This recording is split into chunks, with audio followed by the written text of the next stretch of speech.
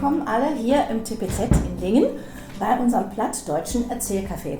Jetzt fragen sowieso Plattdeutsch und ich spreche Hochdeutsch, also ich organisiere hier im TPZ die Erzählcafés und bin auch Niederländerin und von daher, dass ich mit dem Plattdeutsch auch gut verstehen kann.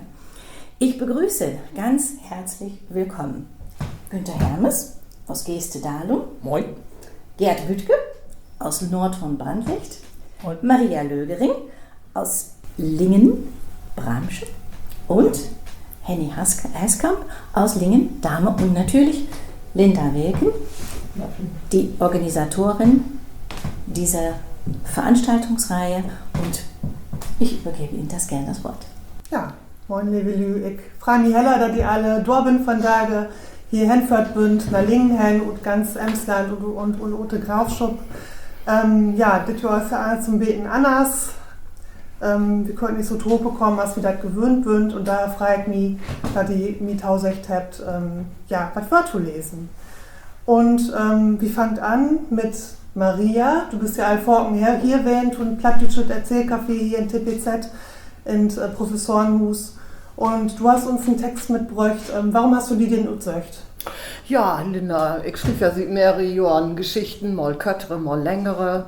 Und da kommt natürlich auch manchmal Erinnerungen hoch. Und wie Gott ja jetzt hast, du fühlt mich wie das bei uns früher war, als Kinder, dass wir Kartoffeln sammeln mussten. Und darum hätte das bei mir und abends gafft Johannisbeersaft. All eine hastige Sünde füllt schrägen Klassenzimmer, als es an der Döre klappte. Herein, donnerte etwa n Lehrerpult der den Ruhm. Die Döre ging los und dat von Wind und Sonne brune Gesicht vom Brandburg kommt daher. Tag, Herr Lehrer, ich muss morgen Kartoffel roden und brauche Sammler.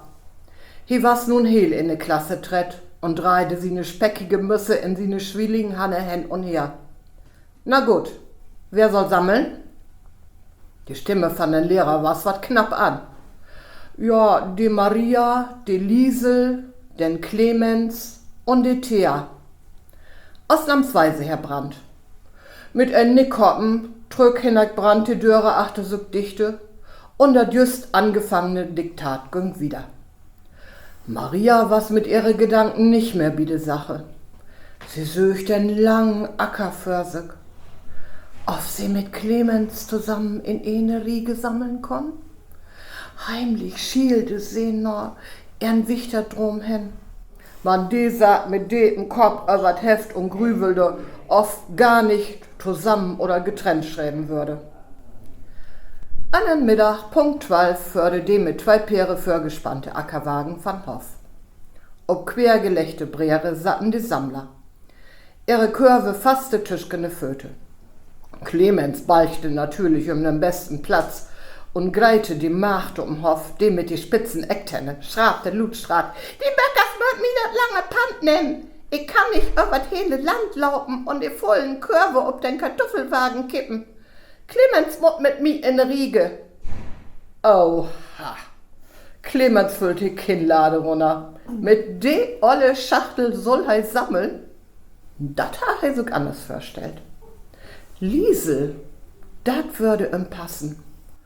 Doch et köm leider Gottes nicht so, als er sich dat dachte. Die erste Riege Kartoffeln lag wat dreckig in der Sonne. Tot reden und albern blieb kein Tiet.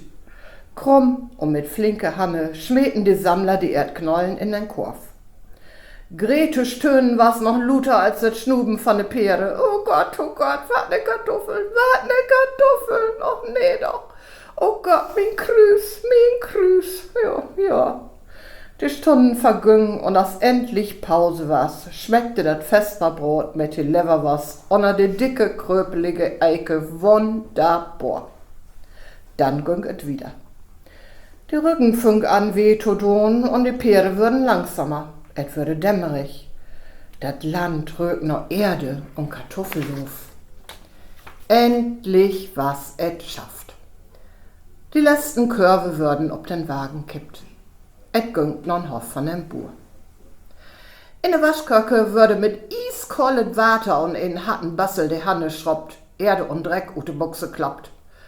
Dann günget unter Schubsen und Drängeln ob die lange Bank, die unter die schmalen, hohen Fenster in die große Burenköcke stund.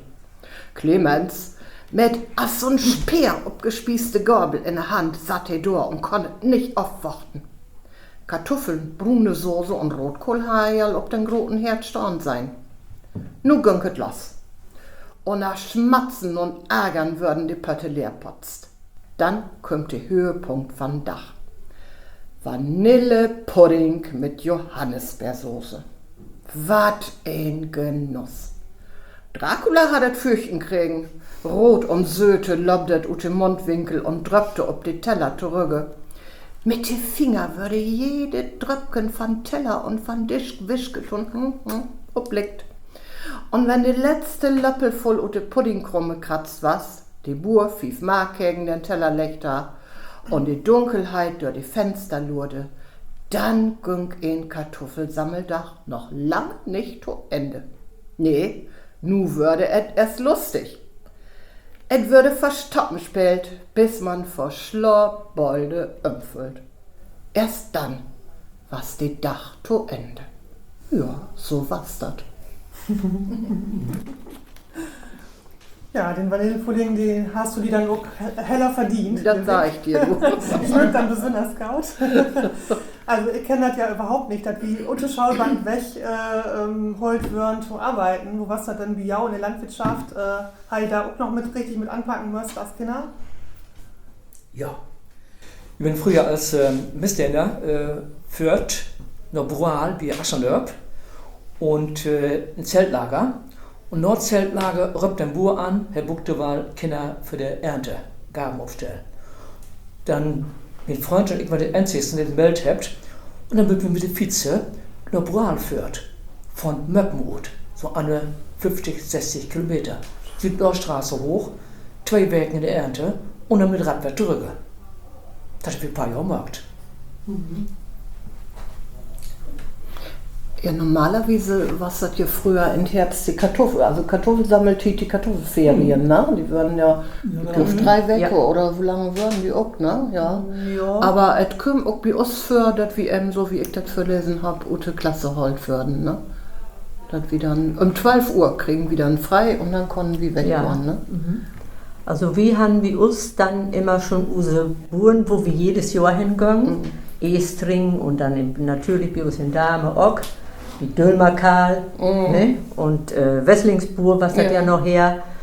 Und dann war es halt so, wenn wir, dann fruchten die uns. Will ich auch Ormletten oder so es gibt 50 Pfennig mehr? Dann hätte ich gesagt, wie will lieber 50 Pfennig mehr? Ormletten können wir auch genusen. Aber Glöf, die Grundlage war immer den Heiermann. 5 D-Mark. Ja, 5 D-Mark, das stimmt. Ja. 5 Mark. 5 Mark. Da kann man der Welt verkaufen. Ja, das wird Sport. Ja. Da hört man sich alles, man gönnt ja eigentlich das hele Jahr irgendwie los. So Runkel hacken und Röhren trecken und Kartoffeln sammeln und irgendwann haben wir so viel Geld zusammen, da hätte ich mal ein Fahrrad verdient. Ich so lange Sport und da gab es ein Fahrrad. Ja. Hesserfahrer noch? Bitte? Hesserfahrer noch? Nee, das Fahrrad habe ich nicht mehr. Aber ich bin ganz stolz. So. Nee, aber dann war es doch zu Hause selbstverständlich, dass wir als Kinder mithelfen, ne? Also, so hier von da würde das, glaube ich, als Kinderarbeit bestraft. Ja, das war von da. Also was normal. Ja. Das war ja mit der Ernte. Grote Bohnendöppen, Vizebohnenschnippel. Ich habe alles die Kinder gemacht. Ja. Wurde nicht groß hinterfragt, das hörte du einfach mit Tau und so als ich das nur gehört habe, kommt die Geselligkeit da ja auch nicht zu Kokotte, ne? Nee, ja. Überhaupt nicht. Ja, na gut, das war so ein Feuer, ne? Ja, Willi wieder morgen. Wir haben noch einen ganz tollen Text von Gerd Buttke. Hey, hab uns einen Text mitgebracht. Schult sich da so ein bisschen mit an. Erst die Kartoffeln, nun kommt die Apples dran. Gerd, was hast du uns mitgebracht? Ja, dann passt auch so ein bisschen zu der Haarst da. Von daher ist das alles, passt das alles wunderbar. Ja, ich habe diesen Text eigentlich ausgesucht, weil das ist ein Text wie eine Kindertit eigentlich, aber es ist auch ein Text, der also für mich für da noch genauso aktuell ist, wo du wolltest. Und deswegen gedacht, das passt nicht wahr. Ja, und ein Text heißt Gravensteiner. Wie mit Öllenhus stünd dicht wie de Püttenen Appelbaum. Gravensteiner. Solang als ich zurückdenken kann, was dat min liebsten Baum. Oh, wat moch ich den Appel doch nah gern. Elke Jahr was het dat selbe. Ende August kun ich baulich erwarten, dass die Appels endlich gelb und rot würden. Und wo die raken.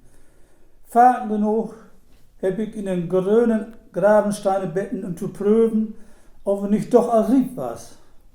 Mode hebt ein Alt mit mich schend. Jung, muss keine grünen Appels essen. Kriegst bloß Buchserte von. Auf und an drückte mi Vater sich so ein paar Mühe von Bobben, wo ich nicht bikon, und lässe sich ob Köckenschab. Die wolle sich abends lecker opetten. Junge die, was sie dann dull, als sie da abends nicht mehr wassen, dat ich so lange futschen ha. Auch late, als ich ute Kinder schon rut wassen und dann einen hellen Set von Hus Fut was, ging mi den Baum nicht uten Sinn. In Septembermond at der Appels Rieb wassen, bin ich hinführt und heb mi min Deel halt. Bis zu den Tag, als die große Sturm kommt. Die heft so lang an die Kron von min Appelbaum schüttelt und bocht, bis sie heel und Nannenbrück. Bloß die Stamble noch stehen. In dat Jahr habe ich das erste Mal keine Gravensteine kriegen. In Vorjahr klingelte das an einem mooien Tag bei uns an der Haustür. Ein junger Kerl stund buten und wollte was für mich abgeben. Und was war's dat? 2 kleine Appelbirnkes. Meine Frau hat albitiden ein paar Türge von einem Appelbaum, die in Gorn von meine Öllenhus besorgt und tut für Edeln nur eine Gönnerei gebracht. Oh, was was ich bliede. Ich habe hier Gravensteine und nur in Ussen Gorn. Das Jahr hat nur ein von den beiden Böhmkens das erste Mal drogen. Einen Appel. Men wat van een. Mooi dick und knackig rot was sie. Heel stolz heb ich ihn pflückt und in den Köpf abschatt legt. Abends wollte ich ihm lecker opetten. Men, wat was dat? Abends was die Gravensteine nicht mehr da. Wer heft mir einen Appel genommen, bürgte ich los. Ich was dat, sagt unsere älteste Tochter. Ich hab ihn genommen. Ich mach doch so gern Appels. Und du sagst so lecker gut, Papa, und wo dir rak? Wo kommst du? Wollte ich das weg anblicken. Denn dann muss ich lachen. Kon ich nicht bliede werden, hatte ich nicht bei mir Tochter nicht einen Teil von meiner Kindheit gefunden. Ja, zu deine Tochter passt den Spruch, der Apfel fällt nicht weit von Stein. Ne? Ja, das ist also. Ja, mir geht das auch so, dass an Eten und Trinken ja auch eine Masse Erinnerungen dran hängt. Also ich muss nur Heunersoppen rühren, dann denke ich immer sofort an meine Oma Bendine, die hat das immer gekocht. Und ich weiß nicht, wo es das Biau, habe ich auch so bestimmte Gerichte, wo ihr an Jau Kindertit zurückgedenkt oder wo ihr denkt, ach, das war so gräsig, das mochte ich überhaupt nicht gerne eten. Wo ist das Biau wen? Bei uns gab es nie Linsensuppe. Graupensuppe, nicht Linsensuppe, Graupensuppe, weil unsere Mama die nicht mochte. Und wie habt ihr auch nie etten? Und ich mach die bis von Tage noch nicht. dann trägt sich so das hele Leben. Ne? Also Graupensuppe. Das kenne ich anders. Ja? Bei uns gibt öfters mal, aber mit Pappen, die was in Krieg werden, Spätheimkehrer, 48 zurückkommen, in Gefangenschaft gibt immer Graupensuppe. Hey, könnt ihr eure Kälberzähne nicht sehen. Aber ich mochte so gerne und von daher immer noch. Komischerweise. Der andere sagt, nee, keine Graupensuppe. Ich sag, ja, der wird. Ja, wenn ich so überlege, was ich gerne essen habe in der Kindertit, da fällt mir gar nicht so viel in, aber was ich nicht mochte, das habe ich behalten. Und zwar was das ja, die heilte Malk, die immer so ein Fell kriegt, was man dort so auftreten kann und dann so drunter her den Kakao so läppeln musste. Und bei uns, was das so, da würde fest was auf die Bauernhöfe, so, bevor die in den Stall gingen zu melken und so, gab das fest was. Und dann gab es in Herbst Äpfel in der Panne. Die würden so mit Butter anbraten oder was weiß ich. Oh, das war nicht mein Ding. Und dann, ich war so ein Norberkind, dann habe ich immer versucht, noch den Norbers auf da was anderes gab. Und da gab es meistens dort nicht was anderes. Und weil ich bis von da noch nicht rufen kann, das ist Schabfleisch oder was von Ziege und so. Oh, das muss ich wohl mal als Kind irgendwie hat dann. Schorpsuppe, dann rügt das hele Das ist- Hus laut, das Ja, ist Schorpsuppe. Ja. Also ich habe eher noch Sachen, wo ich mich erinnere, die ich gerne mochte. Das Einzige, was ich nicht mochte, war das dicken Ries. Oh, Das war überhaupt nicht mein Ding. Aber sonst gerne, also Potte und Bekar, das mache ich eigentlich alles. Das war so irgendwie lecker. Pannekuchen mache ich gerne. Und am allerliebsten natürlich, also Grabenstein natürlich, aber am allerliebsten mache ich selbstgebackene Stuten von der Mama. Oder den Marktheft von Stuten. Die hat bis da noch nicht erfunden, so was. Ja. Wir blieben wieder Thema Eten und Trinken. Günther Hermes hat uns was mitgebracht. Ja, mit am letzten Silvesmal Taulus dann, wo das umgeht. Günther, was hast du uns mitgebracht? Ja, ich muss sagen, die ersten 6 Jahre habe ich bei mir der Oma in Meppen gewohnt, Knollstraute, mit meiner Mama und mit meinem Cousin zu Hope. Und wir beiden wären so die, ja, habt jede Menge Unrechte utfreiten, Knollstraute, waren berüchtigt und nur Scheiße habt ihr morget. Und da gibt eine Geschichte, da sind die berühmten Seitenkästen und Meppen. Ligge dun, wel von uns hat diesen Tauschstand nicht einmal Simmes belebt. O gut, da bin ich keine Utnahme, o ja nicht. Nur bei mir wird ein paar doch mitkommen zur Frau. Ich würde noch ein Kind, knappe 4 Jahre alt, du wollt die wundern, da fängt das doch alles so harmlos an. Unsere Öllern und Grautöllern trinken damals, so in den 50er Jahren, gerne mal ein Gläschen upgesetzten. Kessen in die graute Fuselbuddel, Zucker dabei, Kloren Bernsten drüber vergorten und dann trecken Lorten, bis dann heller, lecker Smack dran wär. Tja, und diesen Schluck hat besonders die Frau, die gern Tose genommen, wenn da während dem Geburtstagsfeier auf einem Fest ansteht. Junge, das wär dann immer ein Gejuch und Pläsier, wenn die Wichter der Hope klockten und sich Dornpor von Drachter nahe hebt. Kiek es, und das bei mir eine Oma Nuse, also in Meppen, so eine Privatlikörbuddel mal ob Ebbe stünd, hef Oma die Kessen, alle voll mit Alkohol, achtern in Gorn ob Mestbild schmelten. Einfach so, darf sich nix bedacht. Dafür wird der Mestbild ja durch, nicht? Es wird auch nooit was passiert, bis ob das eine Mal. Oh nee, man Kinders. Das wird an den Tag, als mein Vater in Norberwichtgen und ich mal wer op Patrouille durch unseren Gorn wären. Hey, und da stöken uns doch mit eins dem verschrumpelten und dunkelroten Kessen in den Augen. Ja doch, Kessen ob Messbild und dann noch so Fälle. Das konnte doch wahr nicht stimmen. Da mussten wir doch erstmal jeder eine ganz vorsichtig von probieren. Boah, der wären ja noch Gaut und helle Sölte wären die auch. Und so was Leckeres mit die Grauten einfach weg, nicht zu glauben. Was soll ich Ihnen vertellen? Auf jeden Fall habt ihr Kessen doch nicht mehr allzu lange liegen. Nee, ihr habt sie alle opfuttert. Das gönn die mit den Snups. Herrje, je mehr wir uns davon drin stoppt habt, umso dunkler wird wie 3 Jungsbüdels. Ich giddet. Wir können den Hals partout nicht voll kriegen und wir bald nur noch happy und so bliede als ein Klunchen in Tee. Das Ende von Leid, alle 3 voll as de Granate. An letzte strumpelten wie Falldun mit Zisler Weng und in bester Stimmung in Omas Kirche. Unsere Oma Engelina füllen bolde Teller und Tassen unter Hände, als sie aus Spittelfixe in so'n pappenlustigen Tauschstand, der die Döre slingern sich und unsere Fuselfahne rög, die uns weit verrückt weide. Hui, da war's ein massiger Wehren-Hus, da kann die Wahl vertellen.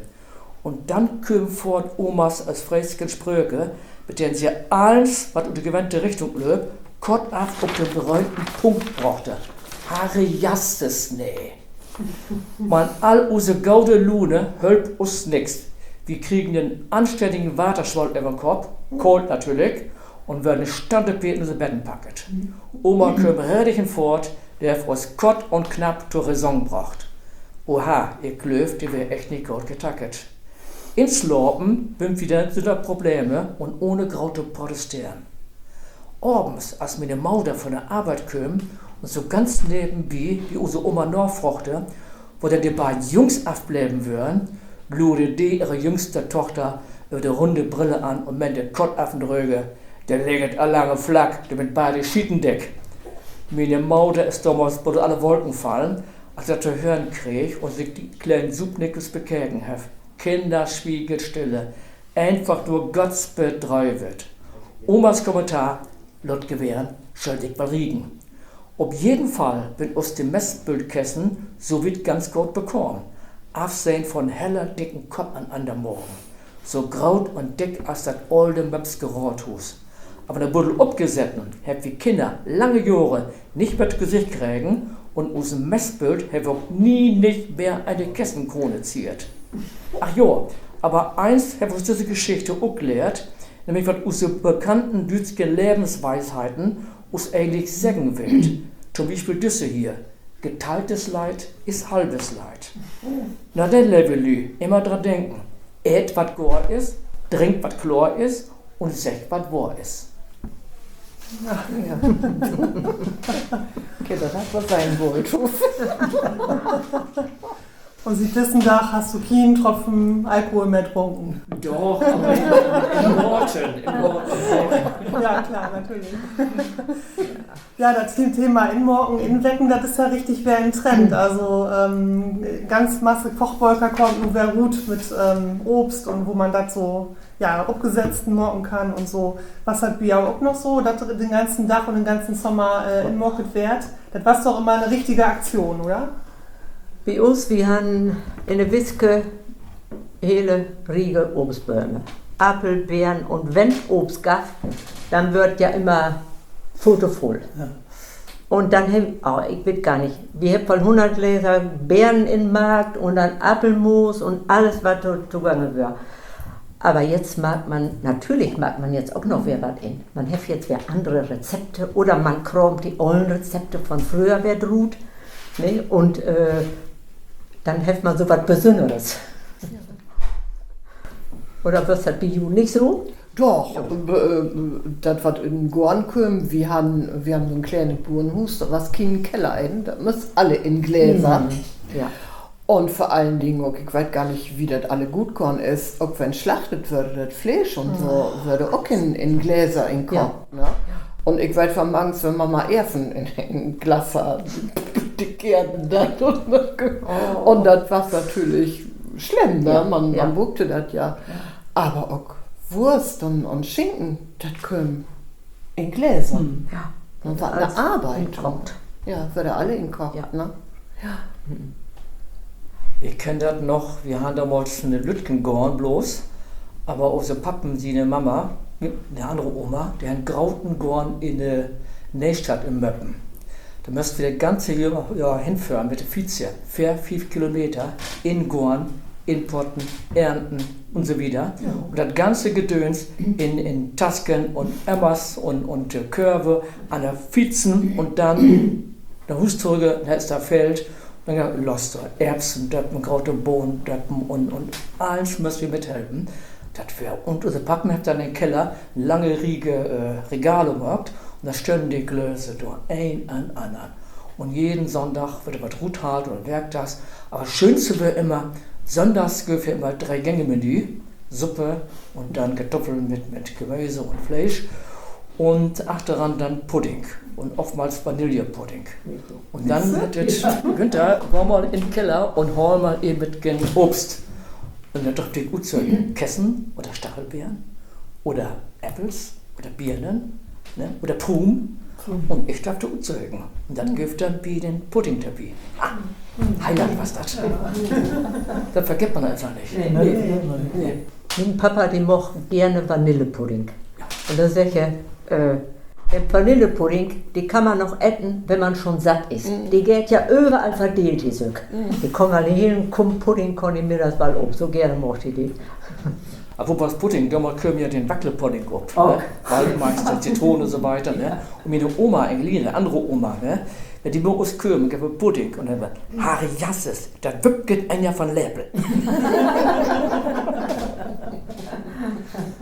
Ja, so hast das was kein Hobby, so hast von Tage das ingucken, sondern damit kümmern du den Winter, ne? Und das war nicht so, dass man immer in den Laden ging und das alle gucken konnten und was alle nicht so einfach vorher, ne? Aber gut, hast was selbst market und das war ja dann auch was Besonderes, ein Highlight, ne? Ja. Zum Thema Ingucken, hast du es was mitgebracht, Hanni? Ja. Was ist das für eine Geschichte?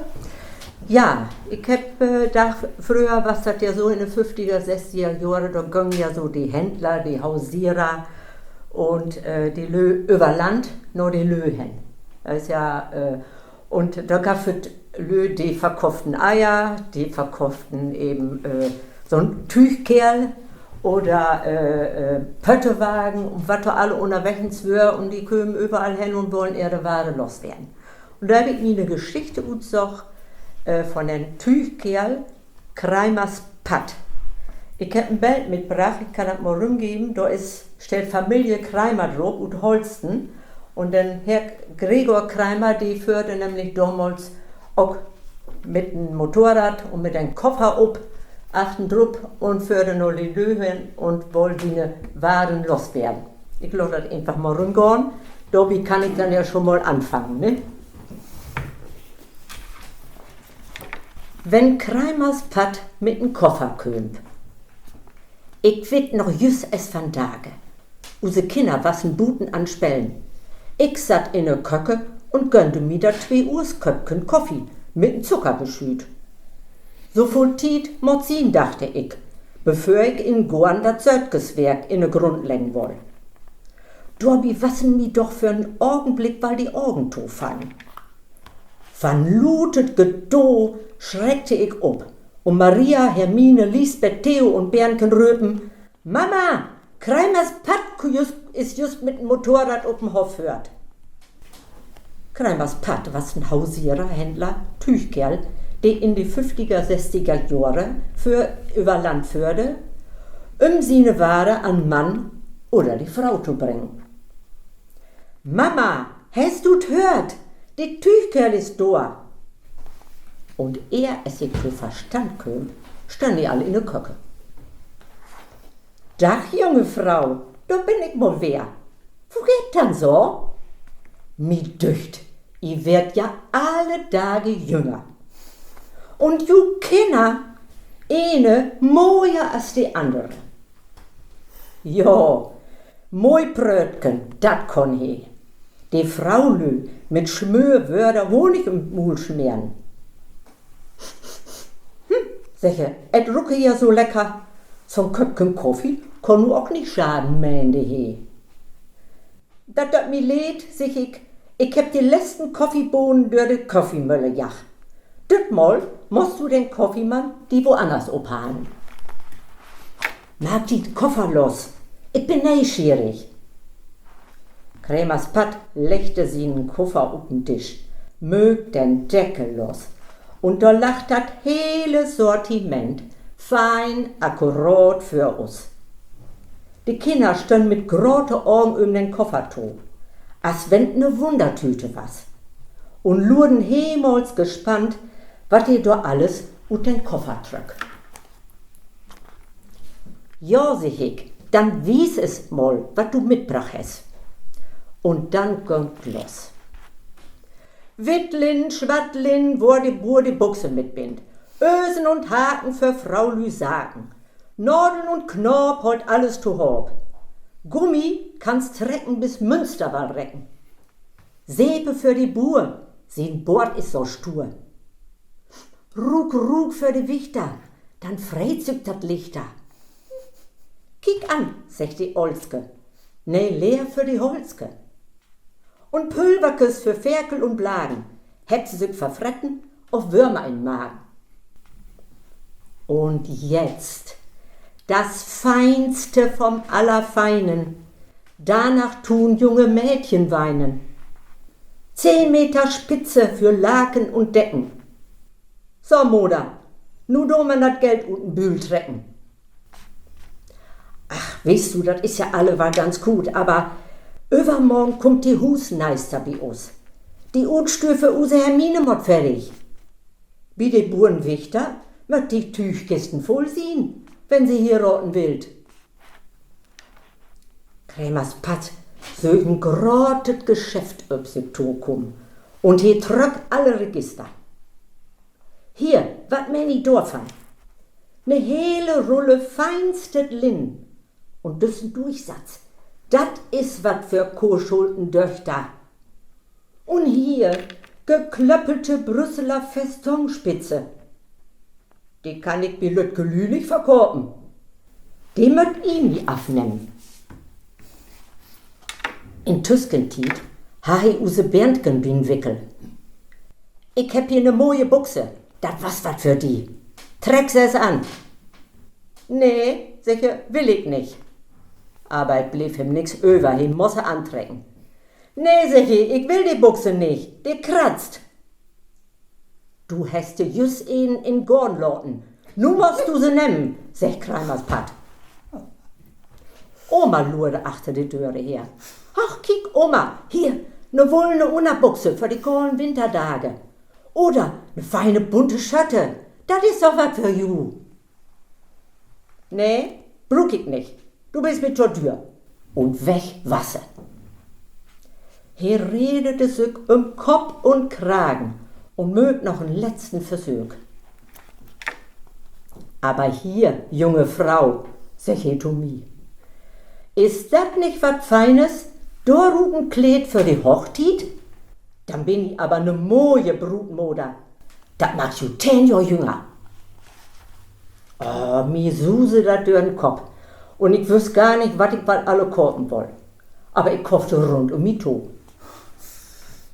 Krämers Pat was bestens zufrieden. Et hat sich lohnt. He pöckt den Koffer mit das restliche Werk wer in und brummte mit dem Motorrad ne NSU Lux noch nächsten Bur. Ich rüb die Kinder und sag, Hermine, du löpst forts noch den Neissaße und sagst ihr, dass sie morgen all kommen soll. Gerd, du helfst Papa mit Runkelhacken. Oma und ich, wie Gott nun noch was trese, mal kicken, ob Krämers Pat du auch noch Geschäfte machen kann.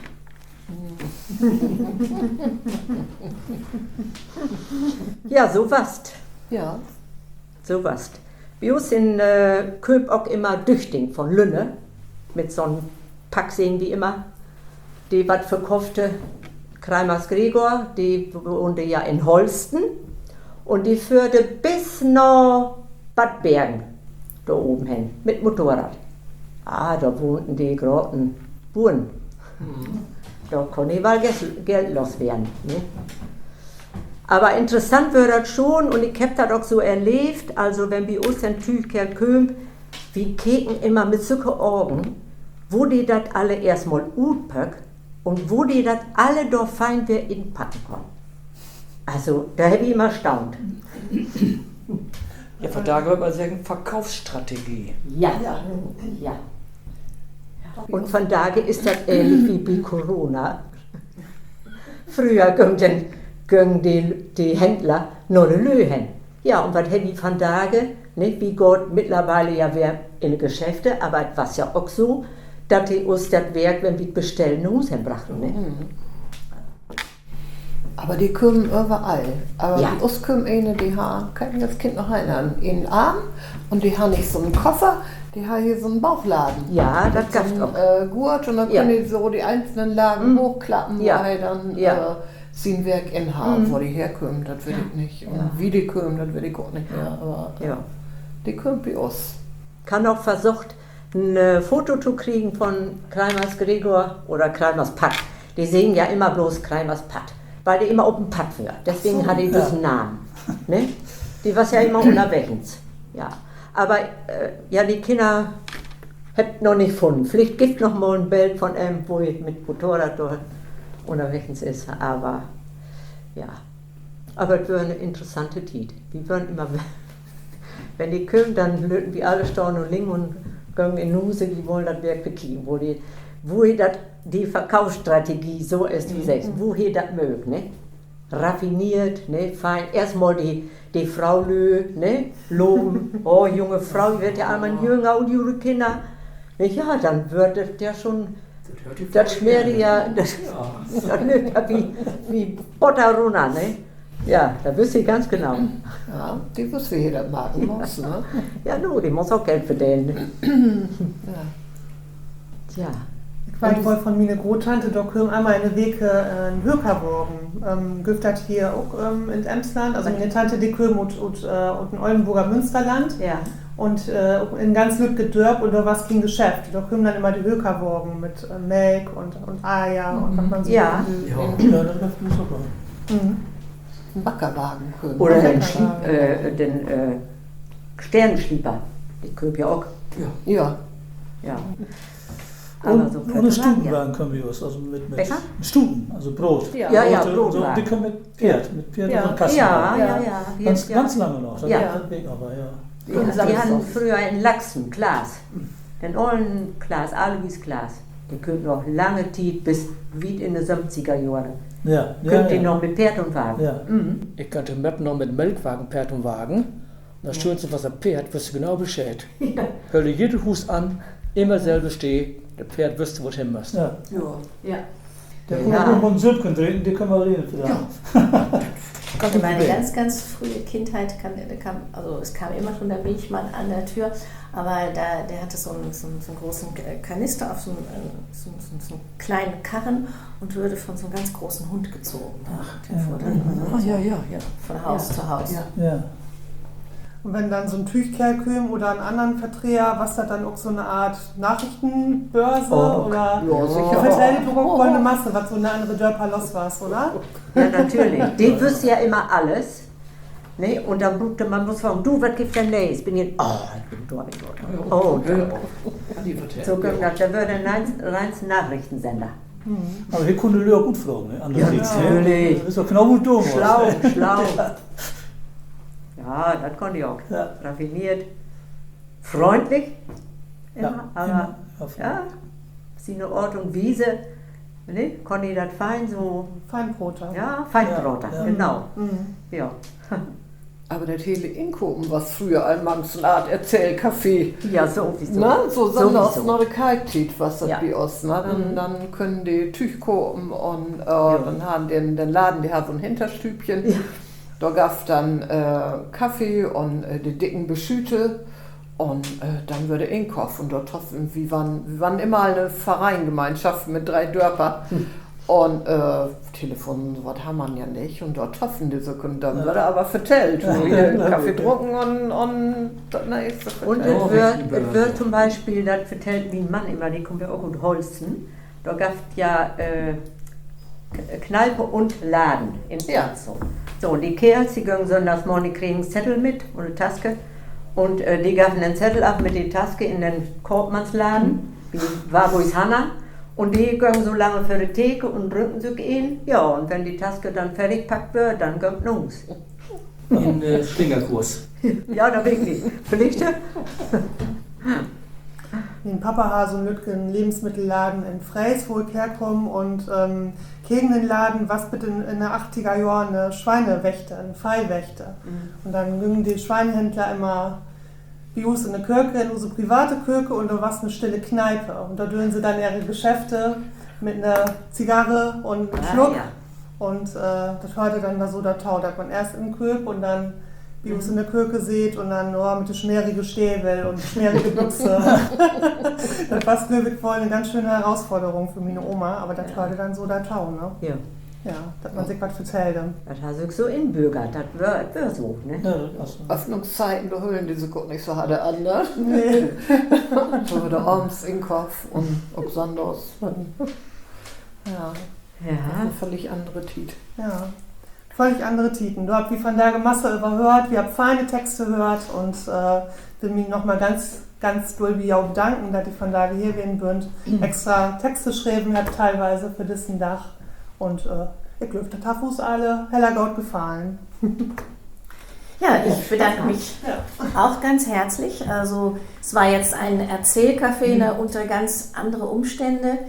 Wir können momentan im TPZ auch kein Erzählcafé durchführen, wegen, ja, Senioren sind auch Risikogruppe oder so viel zusammen. Aber wir hoffen, dass wir das bald wieder machen können. Und ja, wer gerne möchte, kann sich natürlich gerne bei mir melden, Mira Schulte im TPZ. Und ich freue mich, wenn wir die Corona-Zeit irgendwie vorbeigeht, wenn es besser wird und wir wieder Veranstaltungen machen können. Und auch auf Plattdeutsch gerne. Ist schön, ist toll. Ich habe mich unglaublich amüsiert. Tolle Geschichte. Also ich kenne ja auch viele solche Sachen aus meiner Kindheit und bedanke mich nochmal ganz herzlich bei allen. Bei Linda nochmal ganz herzlich für die Organisation und was du machst. Und Dankeschön. Bitteschön. Gerne.